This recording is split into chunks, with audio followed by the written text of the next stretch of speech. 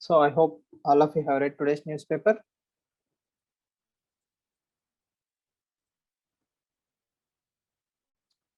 Right. So the session is being recorded just in case. Now, all of you know we have to focus only on selective articles, so value addition will be high. Now, uh, coming to this particular article, in the case of GS paper 2, the first and most important thing you need to know is recuses. A judge can recuse. So sometimes, as a lawyer, you might have represented some other political party, or you have been appointed by a political party, or you have some other connection with a particular case. So in all such concepts, there is a concept called as conflict of interest. So whenever there is a conflict of interest, it is very wise for you not to take that particular case, because even though you might give a impartial judgment, it will look like, sorry, in case if it is favoring the party, it will look like a biased judgment. So justice should not only be seen like it has been given, it should appear also like, I mean, it should also look like it is being delivered in the perfect fashion. So to avoid all these things, we need to understand what is recusal. Second thing, can a judge be pressurized? Yes, social media trials, mass campaignings, articles, editorials in the newspaper, all these things are one or the other format of lobby. So if you remember that Arun Mishra case, Justice Arun Mishra case, so a 3-judge bench which has given a particular judgment again went to a 5 judgment where again Arun Mishra was there. So I think it was one form of lobbying, say he is not partial, like he's not impartial, he's partial and all those things.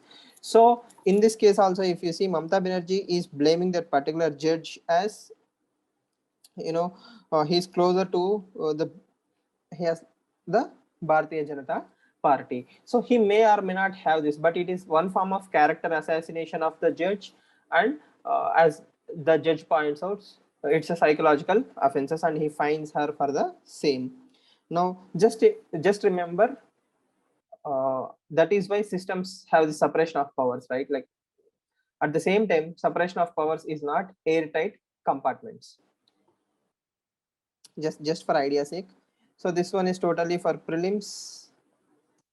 Petrol price in almost all the metropolitan cities in India have crossed 100 rupees. So this shows the how much the hands of the state and central governments are tied, and how much they are dependent on revenue from petroleum, alcohol sales, and all such things. Because when economy is not totally revived, there is no other income source. And as all of you know, inflation pinches the poor most.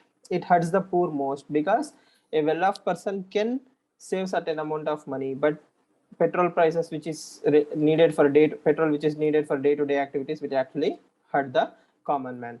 What is the prelims question here? What are the types of taxes that are involved in the petroleum prices?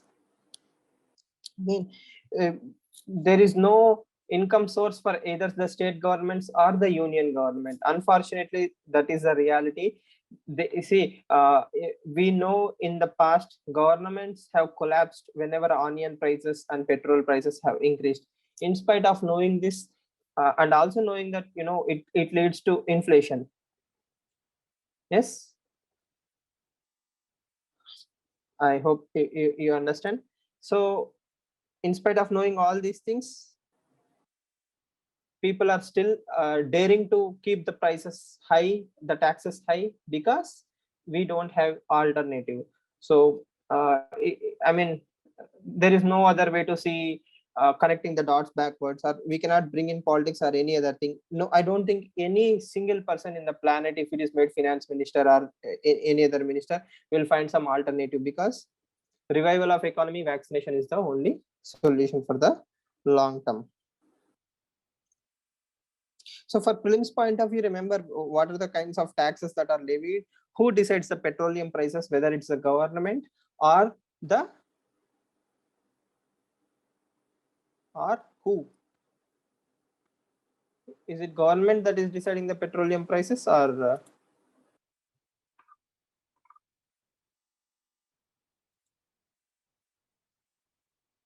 Oil marketing companies. Are you sure?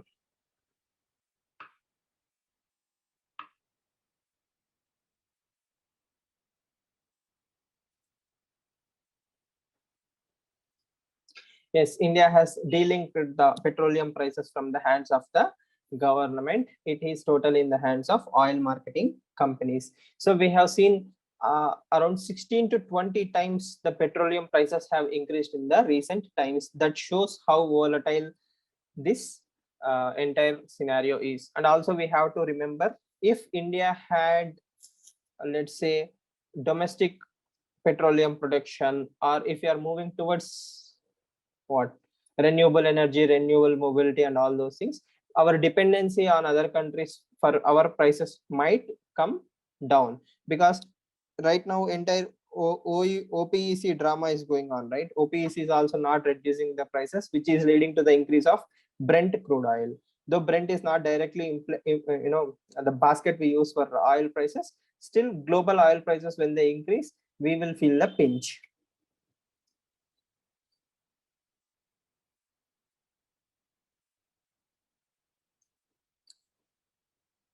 Okay. So there is an article, I don't know whether it's there in Hyderabad edition or not. Six migrants from Pakistan get Indian citizenship under Citizenship Amendment Act. So I didn't follow up on the Google for the details of this particular article, but the first question that came to my mind was like, did the government announce CAA rules? Did I miss that? Without CAA rules, so CAA is being implemented, and I'm not 100% sure on how it is going to work, because if these 6 citizens are given citizenship, okay, so why not others under the same rules? So under which rules did they follow? So I think it's a bit complicated. Just keep in mind that some citizens in Madhya Pradesh were given citizenship under Citizenship Amendment Act. So all of you know a most basic prelims question, right? How many types of naturalizations are there in India? So what is the basic element? Lakshmikant, chapter 1, citizenship chapter will give you some basic understanding.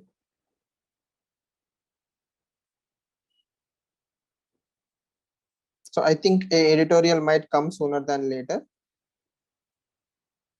We will discuss further on the same. Yes. Now, Mr. AP Shah.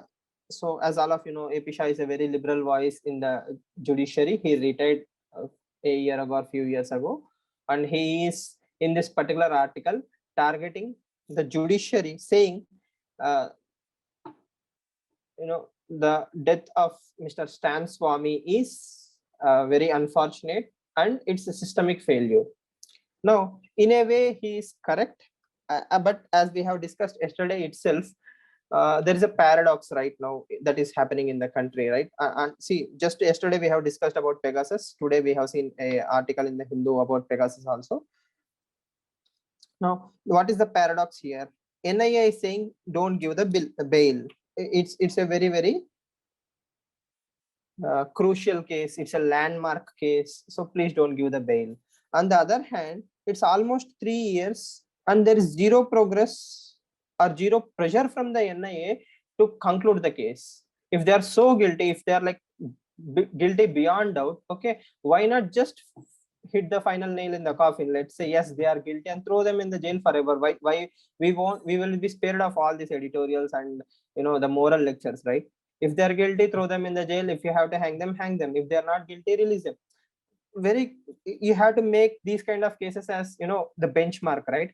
Unless your ulterior motive is to send a chilling message to people who are dissenting against the state in different levels, don't even dare to raise your voice. If that is the ulterior motive, then all these things will not work. If the true motive is to punish the criminals, yes, I think NIA is a very reputed body. It's the apex body for counter-terrorism, right? So it should not have any problem collecting evidences, gathering details, or lack of resources, because they will have direct contact with PMO office and all those things. So it's high time that both the political masters, the judiciary, the police officers, NIA, everybody come together and rid us of this entire drama. Why? See, again, UAPA is a very important act. We cannot wish away that UAPA is gone. So there are certain people who always wish ill of India. So terrorism is never going to get away. But at the same time, as I told you, if you remember, no terrorist will say I am a terrorist, and no criminal will accept I am a criminal, right? Everybody will play to their strengths till the last moment. But if you make the criminal justice system strong enough, it's the burden should be on the state. Yes, the burden should be on the state to prove that particular person is criminal, and if there are any institutional lacunae, that should be solved in every way. Never let a crisis go waste. So all those critics who are saying that all these people are innocent, government is doing atrocities, if you have the evidence, prove them wrong. Nobody will actually raise their voice, because from that point onwards there will be a doubt in everybody's mind on whom to support, right? But 5 years, 10 years down the line, we come to know that this was entire farce drama. There was not a single proof. They just try to coerce the victims and all those things. That will be actual bloat on India's credential. Because please remember, I don't want to discuss this, but just remember, whenever it comes to religion and all these things, there is an underlying linkage. Say for example, if you see the lobby power of Christianity, I mean, again, I'm not saying it's in this particular case, but if the Western countries, which are totally go by the particular religion as also their brethren, they will bring a lot of pressure on you. We don't want that kind of unnecessary attention to the country at this particular point of time. Yes. And for some reason, I have seen multiple newspapers arguing that Mr. Stan Swamy throughout his life has worked for the Adivasis. Adivasis are the most exploited section in the entire country, right? That too, especially in Jharkhand, Chhattisgarh area. Until recently, also we have seen this Salwa Judum and all those things. There were many cases. There are facts which says that he has proved with empirical data that more than 97% of those who were arrested in the charges of Maoism and all those things were actually false cases. Yes, and most of them are under trials, languishing in jails for years together. And above all, their family incomes are less than 5,000 rupees, so they cannot fight the system. So he was giving voice to the voiceless. So in this process, if you want to throw what we call as rise back converts and all those things, that will become a totally complicated issue. But you get the overall idea, right? The system is being blamed. It's the responsibility of the system to come clean. Either way, prove them guilty, get rid of the drama. Not guilty, release them. Nothing will happen, because system is too powerful. Yes. Now again, judiciary is only as good as the evidence it is given. As if NIA is saying in a sealed envelope, there is a proof with me that you don't know, or I don't want them to know, then there is nothing we can do.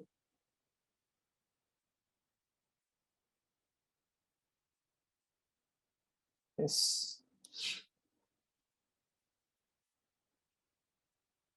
Okay. Now the Taliban article,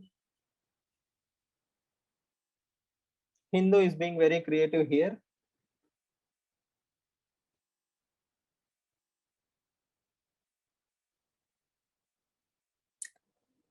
So even a LKG kid knows who is the only country that can talk to Taliban.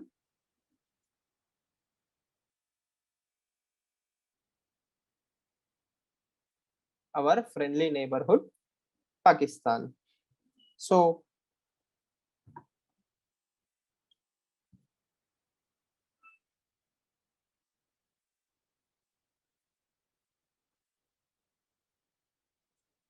these four countries are more or less are in tandem. That means they're all connected in a way. The outlier is India. So time and again we have seen there is internal security threat to India. India has to start negotiation with Taliban, and Pakistan doesn't want that, because Pakistan is more than happy to keep India uh, on its toes. So the threat to India is always a good thing for Pakistan in more ways than one. And even China might encourage or be silent on that particular aspect right now. So India talking to these four players and all of them talking to Taliban and coming to some conclusion is very, very far fetched in my humble opinion. I might be proved wrong sooner than later. I will be happy if it is the case. But why Iran, especially if you observe Afghanistan and Pakistan, on the other hand side is Iran, this side is India, right? So Pakistan was always afraid that we might encircle Pakistan by this particular nexus. So Pakistan never wants to give up this particular card, the Trump card, Afghanistan. So as long as Pakistan have very good networks, Haqqani network and other networks with Taliban, so Pakistan is enjoying this particular scenario. And unfortunate victims are whom? The Afghanistan citizens. Is there anything we can do for them? I hardly doubt that.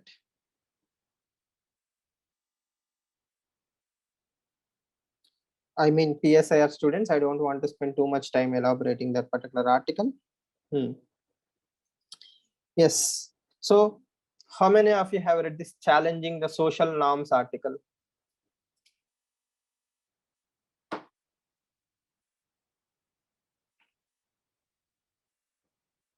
It's a very good article, right?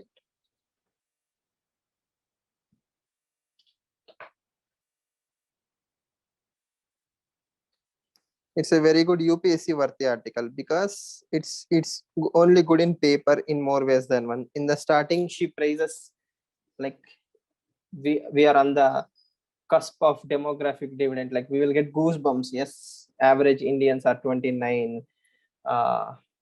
But on the right hand side, we will feel that okay, there are so many problems with India aid, but you don't feel like too many problems. Like okay, we can manage them. So that sense of optimism that she brings by dominating the yellow part of the article with positivity, then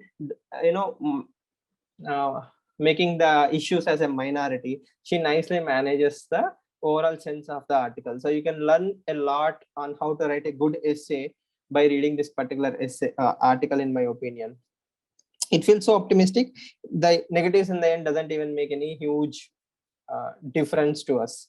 So that's one sense. There are a lot of facts that you can pick up for your mains answer writing. Now, so we have seen all these things, right? Like her major argument is this. What is her major argument?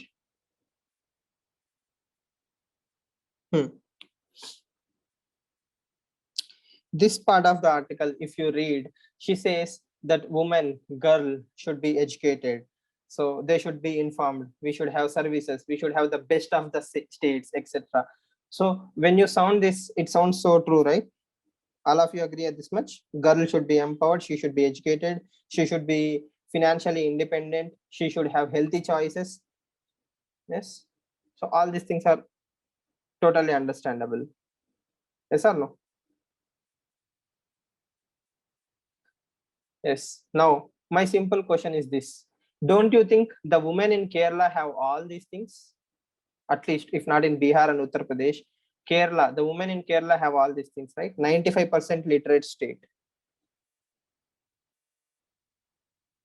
Yes. Now comes the simple story.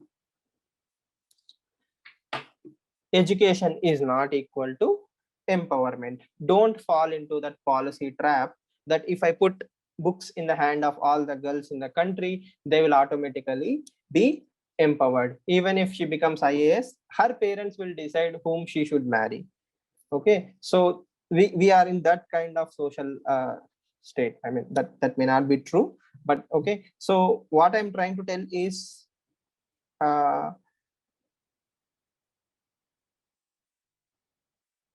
like they have women empowerment, but I think they lack women-led empowerment. Both are not very far from each other. But you know, Kerala is also a state which has made a 22-year-old woman as a mayor. We cannot say that lack of women-led empowerment. Half of or 20 lakh 20 lakh women in gram panchayats or local self-government are women. So we cannot say there is no women-led empowerment. But again, the major argument is this. So, the most illiterate woman also, if she knows what is good for her, right? If there is no family pressure, if there is no societal pressure, or if there is a institutional support, she can withstand most of her problems. Okay, see, when we go for anemia in women, or maternal mortality rate is still there, or abortions and all these things, so or marriage at very young ages, none of these things have to do with anything with the institution. It has to do with the society, more or less. Yes, exactly my question, right, Nagasai? So what I'm trying to tell you is, if a 16 or 17-year-old girl is getting married, let's say in East Godavari or West Godavari district of Andhra Pradesh, how many such marriages can be stopped by the state? So what are you doing to create a societal attitude? Like, bring that into focus. Yes, see, again, please don't misunderstand this article by saying we don't need education for women. Whatever, every point she is mentioning, it has to be done. Institutional delivery promotion, fantastic. Beti Bachao, Beti Padhao, fantastic. Sarva Shiksha Abhiyan, midday meal school, midday meal scheme, toilet for girls, pull factors to the school, give them cycles, all these things. Do all these things at the same time. Also discuss not only about boys, not the patriarchy angle, but discuss the society angle. Whenever there is a child marriage going on, if the entire society is silent, okay, then we failed as a society. We need to have some NGO or some organization or some student group, some college group. Let's say all the girls in that particular town can be a WhatsApp members. Yes. So when they have like unity among themselves, when they have the forums to discuss all these problems, they will understand she alone is not she is not alone in that particular problem. Every other girl is facing that problem. That will bring some kind of social revolution or some social understanding. Yes. So again, I'm not saying none of these things are very easy. I sympathize with Raja Ram Mohan Rai. I can understand. I can only imagine what he must have gone through for a patriarchal society. My simple suggestion is, please be open in the mindset that empowering girl is equally important as empowering the society. At least not empowering. We have to bring the spotlight, bring the torchlight, and put people under the torchlight. They will change. As long as you say girl has to get educated, she has to be empowered. She is working in Bangalore, software engineer, but every other day you are sending her photos. Okay, this match came, that match came. Like that is not empowerment, right? So again, so, not getting off the topic. So please understand this. Now, with respect to Kerala itself, socio-economic development positive without women empowerment. Kerala is a unique model. Kerala has tons and tons of money from UAE, Saudi, Dubai, and all these countries. So Kerala is more of a tourism plus what do we call that? Remittances development. So Kerala model cannot be taken as a national model. We need to take away the thought that the girl's marriage is remittances. Thank you. But that leading women in the society have a strong voices in home now. Yes. So all of you understood, right? Like, good article. Please note down the facts.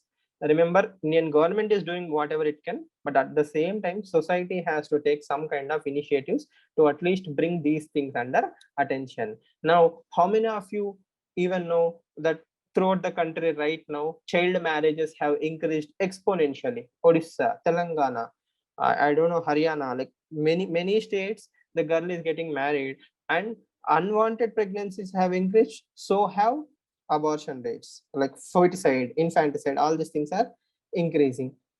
So that clearly tells that the psychological effect that girl is a burden on the family is still there. The sooner we get rid of her, the poverty levels will come down. Right? I for the life of me, I cannot understand what will she do. She will eat what every normal person will eat, right? Like how much she will be burden, 2,000 rupees, 3,000 rupees. People, but that is not the burden. The burden in their mind is dowry. The burden in this mind is when a relative comes and he asks, she's still not married. That is the burden, not even the cost of marriage, right? 2 to 3 lakh rupees probably they will arrange, but the dowry plus the social burden, the weight. Okay, a father has not married his daughter. That's a burden. I mean, you have to understand it from psychological perspective, right? So when we read the society of these issues, when people stop asking relatives, when are you getting her married, such kind of stupid things, it's not your responsibility, right? Her parents will take care, things will get better. But as long as you keep asking these questions, you ask how much dowry, okay, are you giving gold? Yes. Oh, she purchased new chain. You are also encouraging such kind of stupid behaviors. Okay. Yes, so shadow pandemic is extension of all these articles, right? Now, moving on with the same articles. So this is though a political portrayal of Haryana. If it is empirical, we can use. Now, what gets measured gets improved. So Mr. Huda belongs to the Haryana State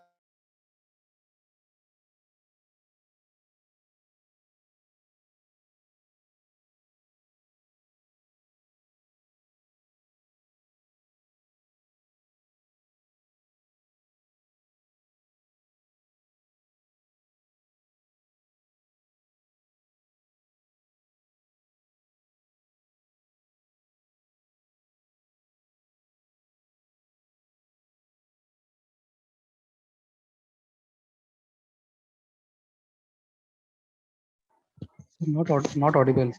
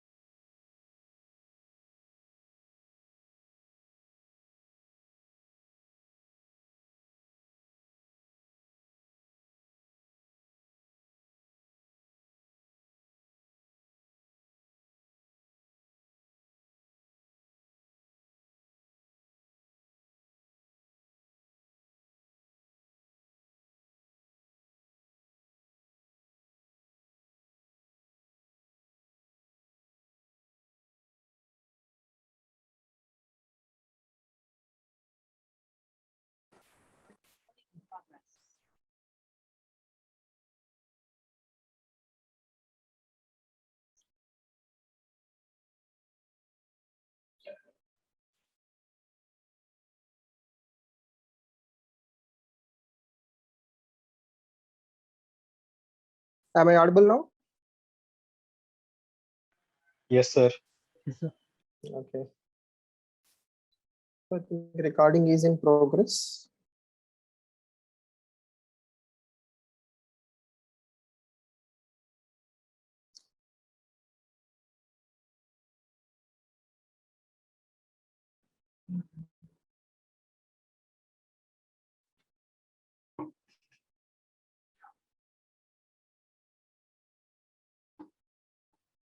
Yes. So where was I? Where did the connection got disturbed? Huda. Okay, so Mr. Huda is from Congress. So he is blaming the BJP government. But what I'm trying to tell you is data-driven criticism. It's not. It's very unique in the country. I mean, unique in the sense we know all these facts. We can be like dig out all these facts. But is it actually going to make a ground level difference? Yes or no is always a subject, because people don't vote based on such kind of empirical data. People always will vote on certain parameters. But this approach is very good for your data point collection. Yes. Say for example SDG report. So what gets measured gets improved. Again, government itself is giving the data to criticize it. So constructive criticism will always be helpful for the society. So we can also identify similar problems are there in most of the states or entire country. Underweight, malnourishment, anemia, uh, so uh, digital inequality. So these, none of these things are new, right? So we have seen only 22% of the children are able to access some kind of technology during the pandemic, while the others were not so lucky. So that shows how deeply unequal the society is. So such kind of facts can be used in your essay and GS paper to governance answer writing. Okay, so what will happen? What is the long-term outcome of all such things? The same children will go on to become citizens. They will be totally, as what Yuval Noah Harari calls as a waste class, right? Like if they are underweight, malnourished, stunted, don't have proper education, fallen behind education, it is only going to compound. A third class student right now who doesn't learn maths, let's say in the COVID pandemic, okay, for the rest of his life, I probably think most of them will fall behind in the maths. It's there, it's never going to pick up. They will be pushed to fifth, sixth, seventh classes, but the basic is still weak, and it will only compound, and they will become not so good students, right? Not so employable not so employable youth. So when we celebrate that, yes, we have 29 average age, lot of demographic dividend, at the same time we have inequalities. So what is the major takeaway? Human capital development. So apart from normal times, COVID stress test has given us a clear clarity on the path to this present government. So yesterday, I think I may be wrong, an IAS officer, ex-IAS officer has been appointed as a health ministry. So probably that is signaling that the government is very serious about reviving the health infrastructure in the country. Yes. So governance side, I think this same template can be adapted, not the points. Whenever you want to criticize the governments, follow similar templates, like education wise, health wise, governance wise.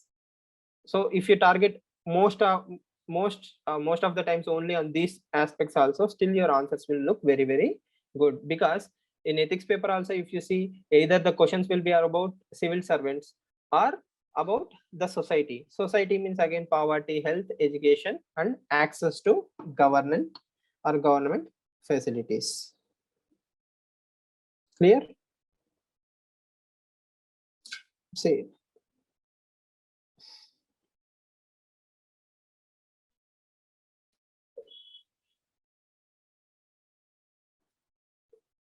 yes.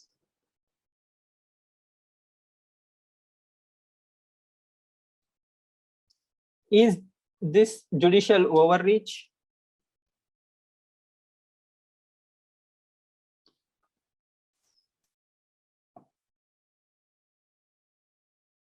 Ethics paper also you can use data driven criticism.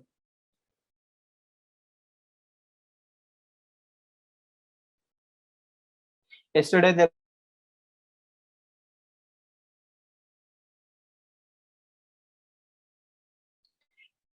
two things. Supreme Court did mention to the government during the first or during or after the first wave itself that please create a database and please take care of the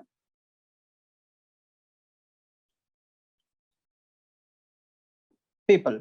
So it is just following up on that particular issue. That's one way to look at the things. Now, see, at the end of the day, somebody has to bat for the voiceless. That is why we have all these institutions. I mean, somebody will write an editorial for Stan Swami, or somebody will write an editorial for Subramanya Swami, or something, so on and so forth. But when it comes to the last man in the line, the poorest sections of the society, yes, so nobody is going to bat for them. And it's not a good thing for a democracy that even judiciary has to intervene, whether it's activism, overreach, or vendetta against the government, and all these things matter in the long run. But first of all, government has the capacity, government should have that vision. That is why people have elected you. Yes.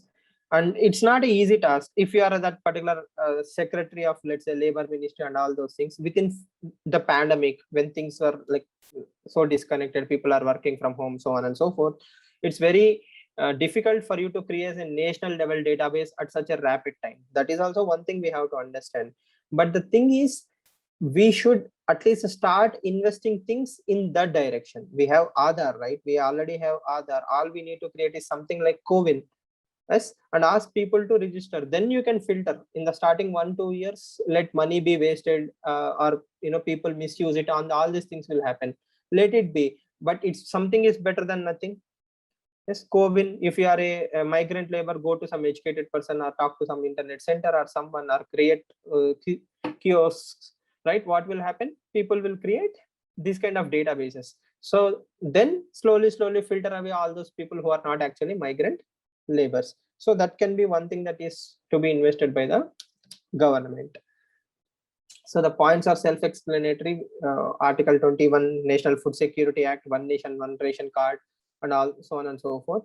But the thing is, government has the intention, but probably needed the push. Supreme Court is on the border, like not overreaching, but just playing safe with the activism part. So it's a very good example for judicial intervention and synchronization with the system. So that is how I will write this particular example, mold it to my own UPSC answer writing taste, that Supreme Court has nudged rather than pushed the government into doing the right thing. And Supreme Court also came down heavily on West Bengal government for not implementing the One Nation, One Ration card, right? So that also tells that it is not doing overreach. And recently, I think there was one Supreme Court case where I think the anti-defection law, someone went to Supreme Court saying you need to bring a deadline to the anti-defection law, like the speaker should give a judgment in 3 months or something like that. Sunset clause has to be there. Then the Chief Justice of India and other judges also came down very heavily saying it is the role of the parliament. The parliament has to make the rules, laws, acts, and amendments. It's not our job. So we won't enter into their territory. So that shows that Supreme Court is very cautious not to enter into the territory of the executive. At the same time, when executive is being lethargic for whatever reasons, I'm not saying laziness or lack of interest here, probably the capacity. See, we have seen how the new income tax website has become a disaster, right? So all these things are to be kept in the mind.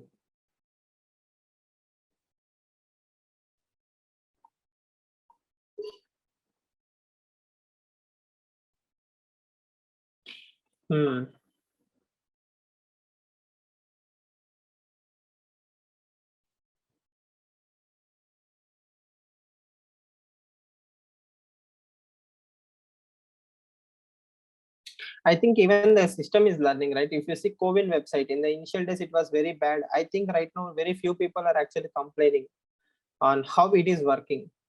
I mean, the update system, the data entry, the apps, the availability of messages. So I think the system is getting used to how to use technology to its own advantage. So maybe more hackathons and all these things will happen. More local based apps will be created that will solve a lot of problems. So all these things will get digitized very quickly, sooner than later.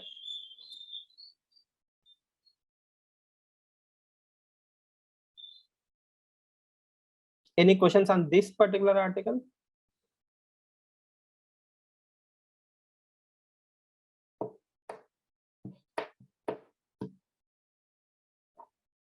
The term we can learn from this particular article is digital violence.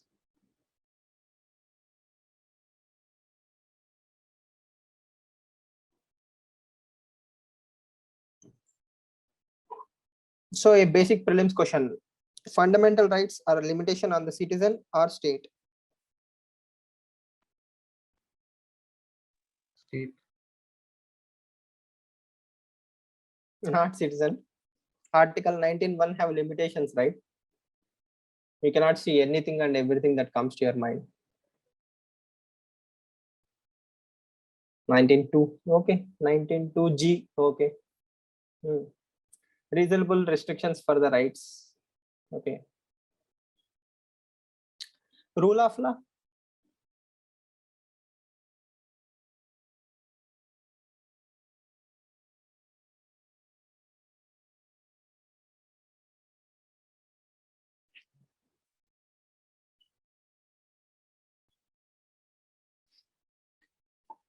It helps the state to devise the law sensitively. Again, it is one form of guideline or regulation on the state itself, right? Like state has to treat everybody, has to be treated equally. Our law has to be applied to each and everyone on the same footing. So again, the burden, the onus is on the state itself. So why are we discussing this? Because state has the power to do legitimate violence.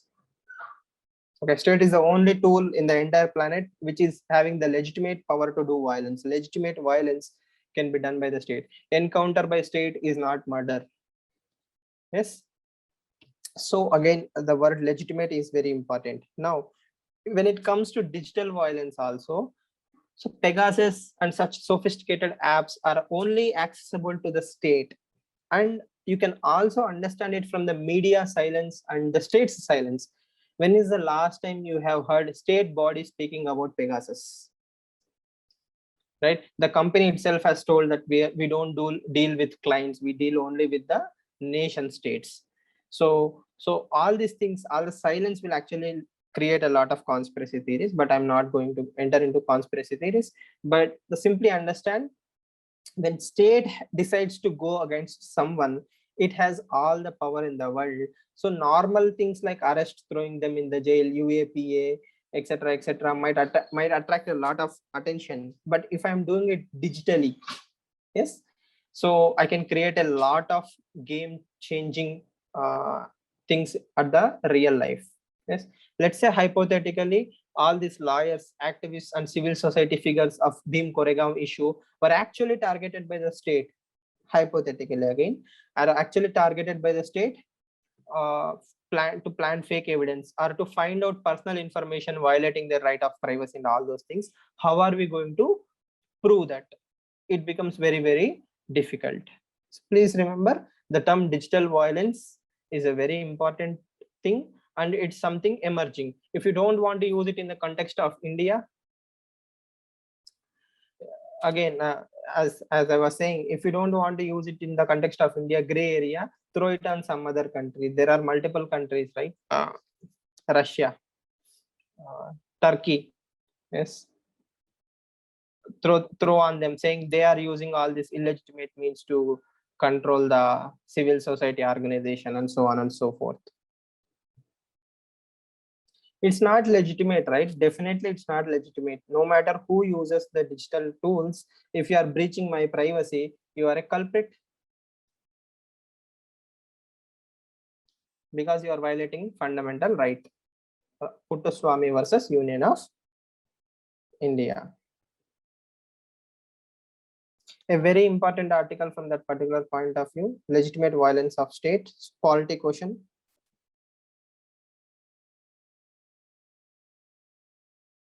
I mean, not the violence part.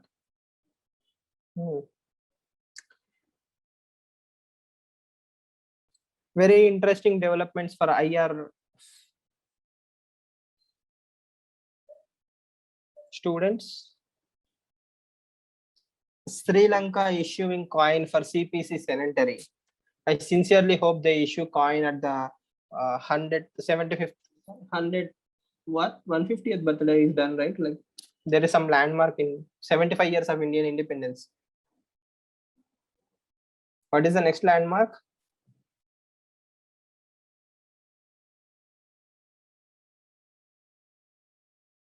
'75th only, right? Okay. So I hope Sri Lanka will issue some coins, or else there will be a lot of anger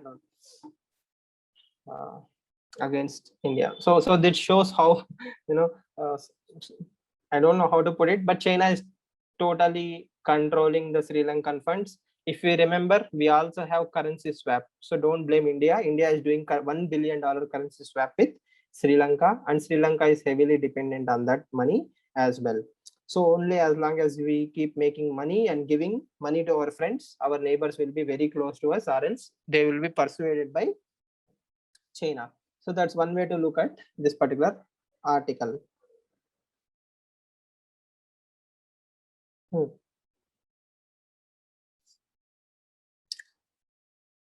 Again, if you remember, this is happening not only in China. Almost all the countries have realized that social media or these tech giants, apart from the communication ones, are also becoming near monopolies. Apple has its own ecosystem, Microsoft, so on and so forth.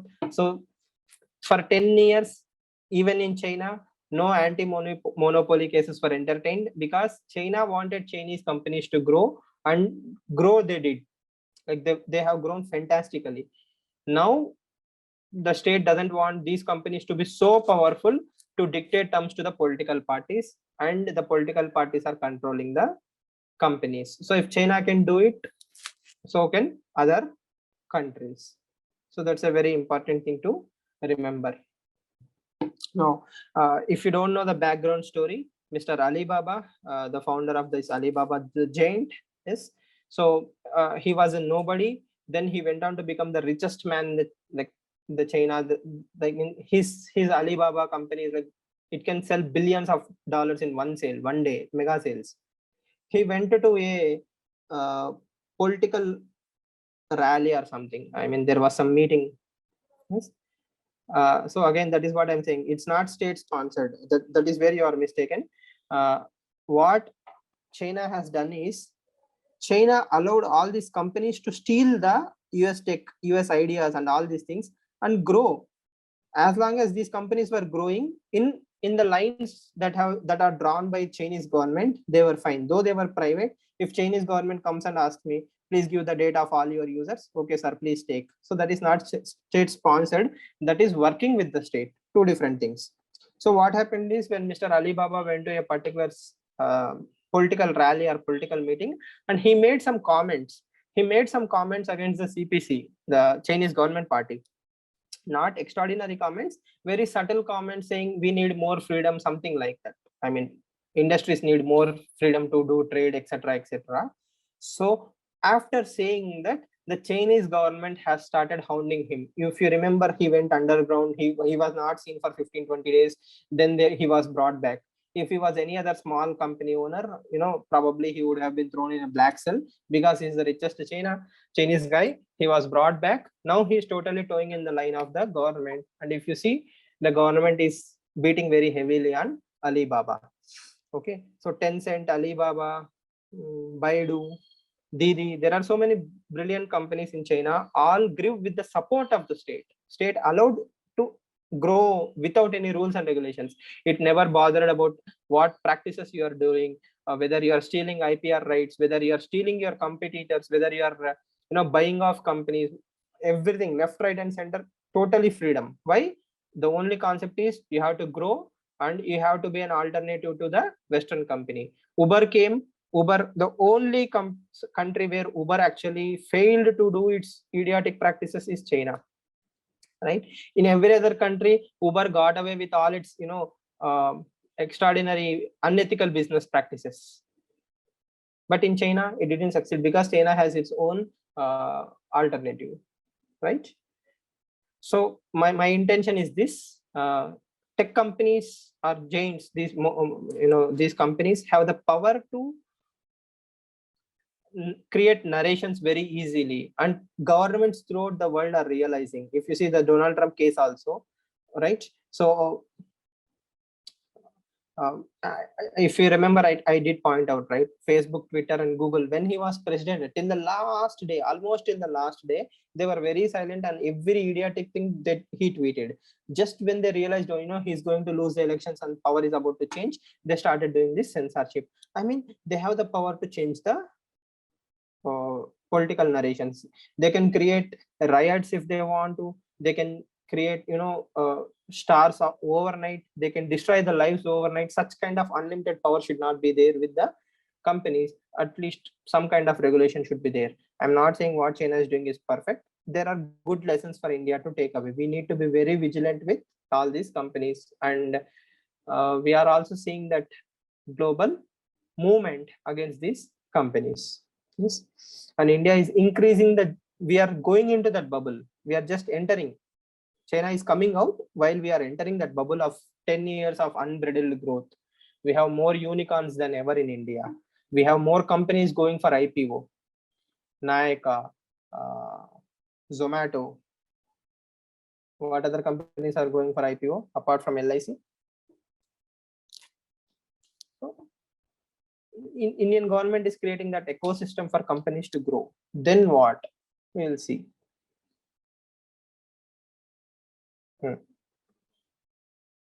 The IRCTC, yes. Okay, so private companies, Zomato, Nykaa, I think Paytm is also planning for IPO. Do you actually believe this nonsense? Bank's gross national, non-performing assets are going to come down. So I think we are going to see a all-time high NPS sooner than later. Banks can try to hide as much as they can, but 6 months down the line or 1 year down the line, I am 100% sure we will see 14 to 15% of NPS. Okay, loan moratoriums, not only loan moratoriums, we have literally blocked IBC. If you see IBC, the amount of the crisis that is going under currently is really something to be bothered. And today in Livemint, Maithili Busnur, she has written a fantastic article arguing that MSMEs, as long as you keep hiding all these things under MSME, they are going to blow. So you may not directly call it as NPS, but underlying issues are very, very high. And I totally agree. Not less than 12 to 13% NPS will be there, and it's going to severely slow down the economy, because if MSMEs die or if MSMEs are in crisis, India cannot grow, right? So I will share that infographic. Don't worry about that. Yes. So these are the major articles that I wanted to discuss. I hope all of you are reading newspapers on your own. Please do that on your own. Please start thinking.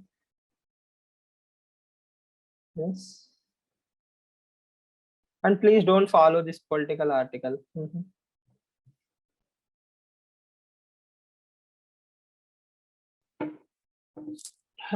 See, very good question, Aditya.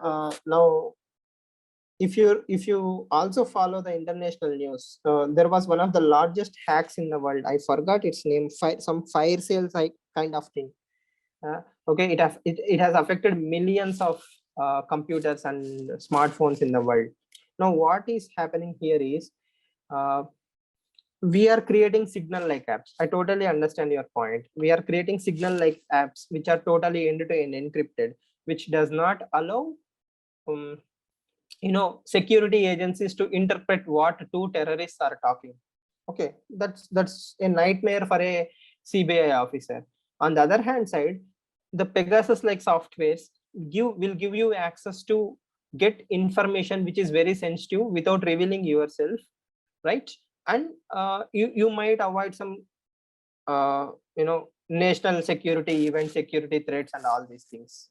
Totally acceptable, totally understandable. On the other hand, when these Pegasus-like apps are developed, which are very, very sophisticated, when the apps code, like open source software, and I mean not open source, when the core of the apps go into the hands of the wrong people, like terrorists, hackers, and all these things, they will create a global level event where so many people will be hacked for such a long time. That is going to be a much, much bigger problem and a bigger headache. Yes. So again, Pegasus is created by Israeli company. Israel is a leader in such kind of activities. If you see, many startups are almost all the defense related tech is coming out of Israel right now. Now, what I'm trying to tell you is, if some private party is doing this, let's say I'm a billionaire, I purchased Pegasus and I'm spying on the competitor, that's something of my own headache. But if a legitimately elected democratic government is relying on some third party, let's say the same thing that has been done by USA, it has created its own software, and that software has fallen into the hands of the wrong people, and that created a global ransom epidemic. So many citizens suffered because of such things. So there is no one shot solution to say these people are right, that people are wrong. As a security agency, I always want to know what is happening. On the other hand side, as a terrorist, I always want to make sure that nobody is reading what I'm sending to someone else. You can see, again, it's like a genie out of the bottle, right? So few lines from a particular code may be so useful that that may lead to future issues. Okay, hypothetically, I will tell you, do you remember Stuxnet? Stuxnet, Stuxnet, a handcrafted virus or a tool which is designed to slow down the Iranian nuclear reactors. Just imagine such a sophisticated program created by USA and Israel coming together to shut down the nuclear reactors. It's now that idea is so brilliant that hypothetically, let's say North Korea has purchased that app or some source code or something. Again, I'm being very creative here. That will be used in let's say some nuclear reactor in any other country, not in USA. Let's say in France or Japan. Japan has anyhow closed it down. Let's say France. So by a terrorist group attacked France. France is always under the attack of the terrorists, right? So a French nuclear reactor was targeted by a terrorist group. You can say, sir, it's hypothetical science fiction and all those things. Totally agree. But the thing is, it's a possibility. It can happen in India. It can happen to anyone. So you creating such kind of advanced, sophisticated technology is always going to be a problem. And the solution, I believe, is grassroots level intelligence gathering. The best of the intelligence gathering is always at the grassroots, right? So you can chat as much as you want on Signal or other apps, but you have to do something in the ground level. Yes. And how many people will you identify even using such kind of apps? So I think only when you know whom to target, such kind of apps will be useful. It's not advisable. But if Indian government or some other governments are doing that for their own survival, I won't blame them. It's totally understandable. I hope that answers your question. State cannot be held liable because state has its own limitation. If a bomb goes off, you'll blame the state like anything. If they don't want the bomb to blow off, you'll cry privacy. So state is also poor, right? It's like a catch-22 for the states. If they do something, you blame them. If they don't do something, you will definitely blame them. But as a state, you are not supposed to do that. That is the final answer.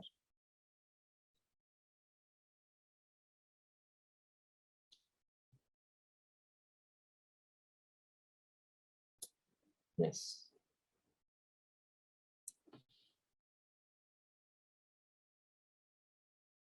They themselves took the paternal nature, which shouldn't be the case in a way. Yes.